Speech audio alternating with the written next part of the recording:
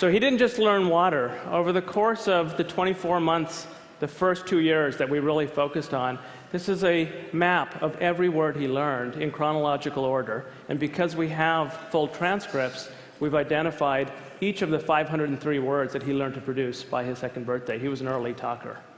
And so we started to analyze why. Why were certain words born before others? This is one of the first results that came out of our study a little over a year ago that really surprised us. The way to interpret this apparently simple graph is on the vertical is an indication of how complex caregiver utterances are based on the length of utterances.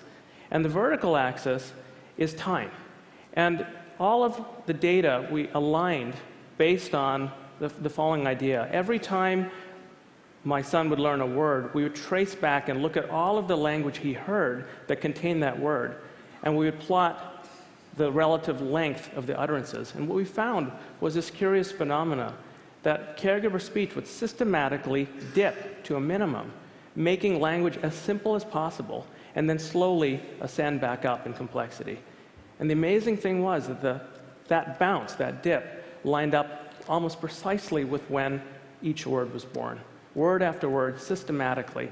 So it appears that all three primary caregivers, myself, my wife, and our nanny, were systematically, and I would think subconsciously, restructuring our language to meet him at the moment of the birth of a word and bring him gently into more complex language. And the implications of this, there are many, but one I just want to point out is that there must be amazing feedback loops. It's not, of course, my son is learning from his linguistic environment, but the environment is learning from him.